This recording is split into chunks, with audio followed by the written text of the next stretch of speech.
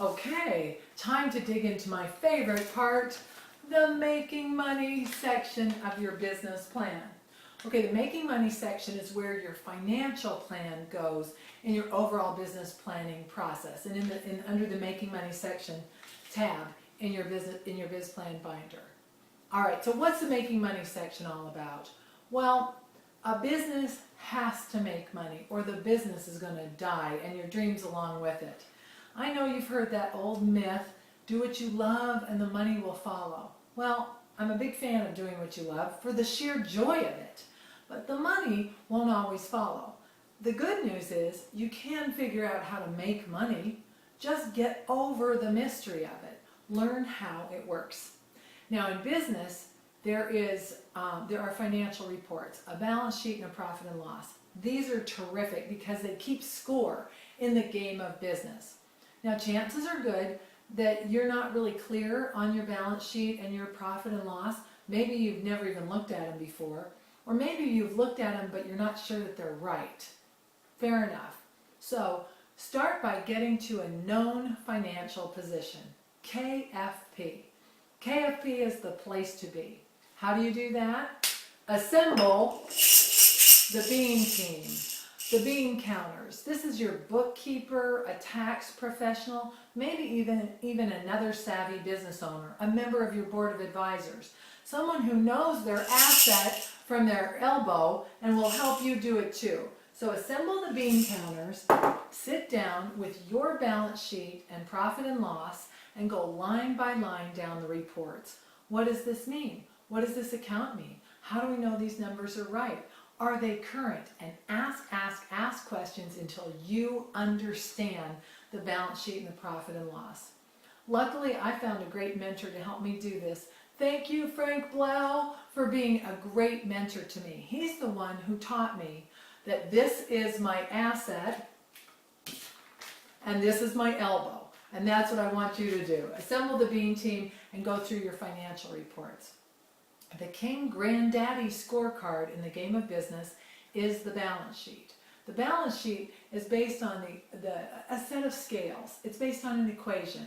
Assets, what you have, your stuff, equals liabilities plus equity, what you owe and what you own. So for instance, suppose you want to buy a truck or a car. The asset of the car would be listed under the assets on the balance sheet.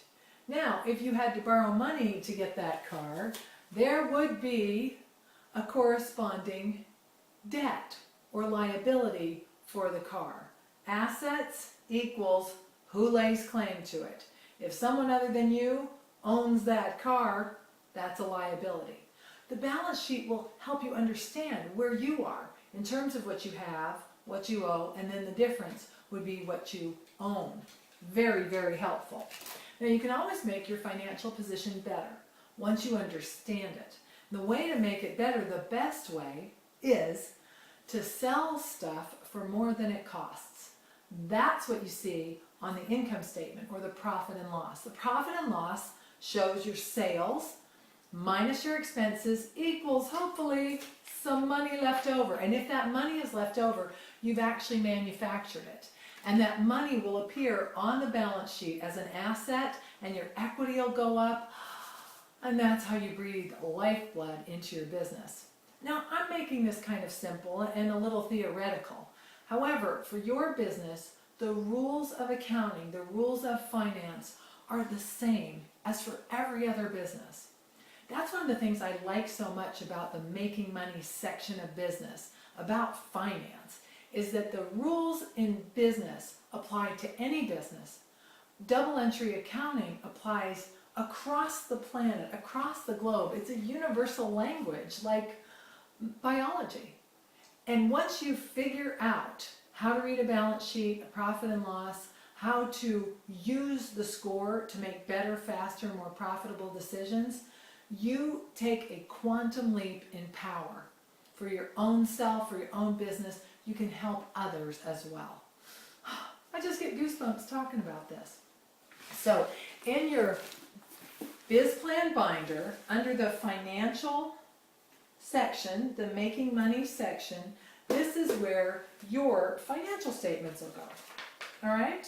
So you'll list your balance sheet, your profit and loss. This is where I've got my current financials right there. Pretty cool, huh? That's where you'll put yours. And until you understand them, you're going to seek to understand them and work fervently with your Bean team to make sure you can. All right. So once you're at a known financial position, you may not like what you see. You may not have as much in assets as you'd like. You may not have as much in cash. You may have more debt than you would like. Well, you can change that. If you are willing to charge more than it costs so that you manufacture profit, those profits will help you buy more stuff, will help you get out of debt. So your budget gives you something to aim for in terms of goals for dollars and percentages for sales and expenses.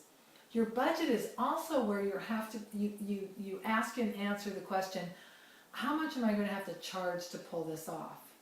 If you put a budget together and it's going to require $1 million in sales for you to make your dreams come true, how much would you have to charge per day, per hour, per widget, per t-shirt, per plumbing service, per photograph? How much would you have to charge in your offerings of goods and services that will allow you to make $1 million?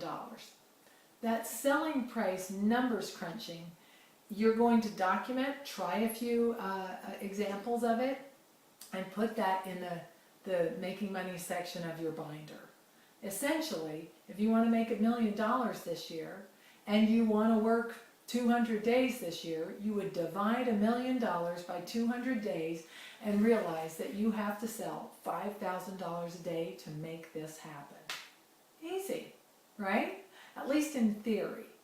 And if you find as you put this business plan together and you work through the making money section of your business plan, if you crunch the numbers, if you get clear on where you really are financially, I can promise you, you'll come up with a selling price that is higher than your competition. That can be a little scary. Well, put on your big panties, because you may have to raise your prices. And that may be a little bit scary. You may not have to raise your prices. If you can justify your selling prices, I tell you what, it'll work if your financial statements show that you're making lots of money and your dreams are coming true, your selling prices are fine.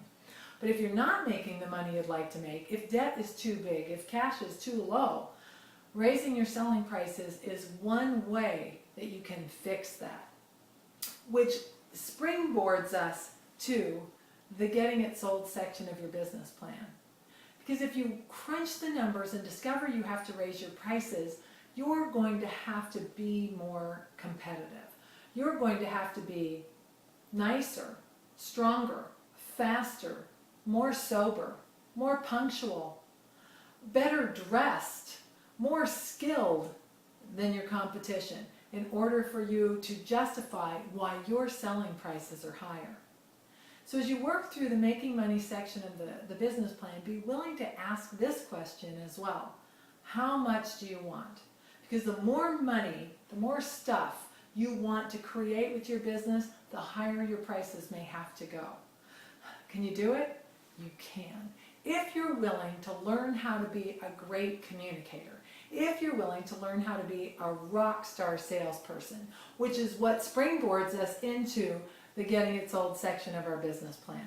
That's up next. Ring the bell. Across the globe, this is a symbol for making a sale. When you make a sale, you ring the bell, you celebrate, you take their money, you make good on the promise, and all is well. Is that how you feel about sales? Or are you a little sales phobic? Would you rather not do sales at all? Do you think that if you didn't have the sales component of your business would be a lot more fun? Is that the way you think? Because if so, that thinking will develop a toxic culture at your company. Sales are the lifeblood. Sales are where the money comes from. So let's define marketing and sales.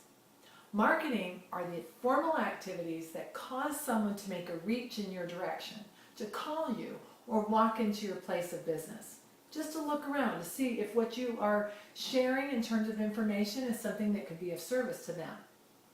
And then sales happen when your customer, your potential customer, and you develop a relationship so well that your customer says, yes, I want it, and gives you the money. Sweet. That's a sale. So marketing is making a reach and sale is getting to a yes. And those activities, those formal activities, are going to be documented in the Getting It Sold section of your business plan binder. Okay, so let's talk about creating a better culture for sales at your company. Here's a little exercise that you might do and then put in your business plan binder. Make a list of 5 experiences that you've had buying something that have been very, very pleasurable. A pair of shoes, a new car. Maybe you bought a home service where someone solved a nagging problem for you and made it much more comfortable for you to be in your house. Write down in great detail times where you bought something where you felt really, really good spending money. And encourage your team members to do this too. And this is one way that you can start to reprogram the thoughts that you have in your head about sales. A little exercise like that could go a long way to developing a sales celebratory culture at your company. Next up, put a formal marketing plan together. Now, a marketing plan consists of these 3 things. I got this from my buddy Al Levy of Appleseed Business. A sales budget, or a marketing budget. And marketing budget are the dollars you commit to in your budget, in the making money section of your plan, that are devoted to marketing efforts. In dollars and percentages, how much will you commit to? Doesn't have to be a lot, but it's got to be something. All right, and the second thing is an allocation of those marketing dollars. What are you going to spend your marketing dollars on? Internet, yellow pages, billboard, a big marching band to walk down Main Street and shout out good news about your business? Whatever it is, you've got to choose. And then a marketing calendar. That's where you're going to launch these marketing efforts consistently and not just think about them, but actually get them done. So budget, allocation, and calendar are essential elements of a marketing plan. You're going to want to measure the results of your marketing and do more of what works and less of what doesn't. Those activities could also be housed in the Getting It Sold section of your business plan. Now, let's talk about sales. Getting better at sales. You know you can learn how to be a great salesperson. Yep. In fact, I don't know any natural-born salespeople. When I hear someone described as a natural-born salesperson, usually it means that someone's describing a guy who talks a lot. And you know, talking too much doesn't help you make sales. If you're kind of shy, if you'd rather not talk too much, that will serve you very, very well in sales. The number 1 sales tip that I can give you is to ask good questions and then shut up and listen. And then consider, is what you have to offer a good fit for what your customer needs and wants? And if so, you're off to the races. In a non-threatening, authentic way, you're helping people out and they're giving you money. They're thanking you with their money for providing those kinds of goods and services. Now, if you're not great at sales, you can learn how. And if you go to the internet and you type in sales training, you're going to get about 14 billion hits. There's a lot of terrific sales trainers out there. My encouragement is to adopt a sales trainer and incorporate their sales system into your business. How easy is this? Find someone whose philosophy, whose process doesn't insult your soul. In fact, find someone who you really get a kick out of. You like their personality, you like the way they do business, and adopt their already created sales system. So easy to do. Let me give you a few names to go check out. Tom Hopkins is perhaps the all-time master at low-pressure, great sales training. A few industry-specific sales trainers for those of you who are in the home services industry. You know I like that industry. There's Al Levy at Appleseed Business. Kenny Chapman, check out kennychapman.net. Matt Smith, Joe Crisera, Who else in industry specific? Oh, Howard Partridge, of course, who's a master of creating the most outstanding service experience ever. He learned from Zig Ziglar, a classic sales trainer. If you haven't met Zig, Google him. Also, you might check out Jeff Gitomer.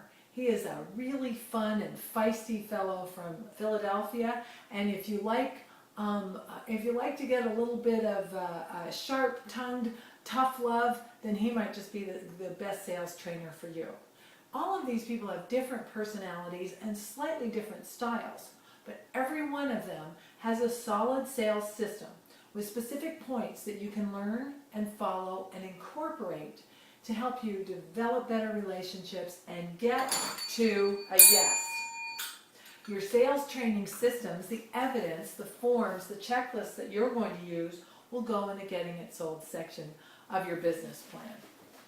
So, as you develop this section of your plan, put systems into place. Hold yourself and your team accountable for keeping score, for taking action, for asking good questions and listening,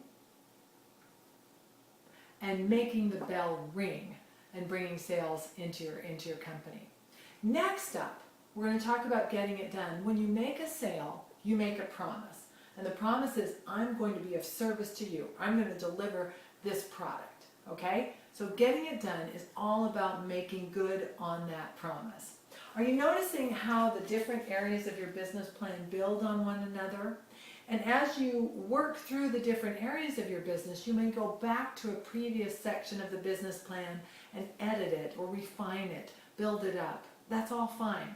Your business plan is never finished, but it's always getting increasingly tight and focused and aligned with what you really, really, really, really want. Fun.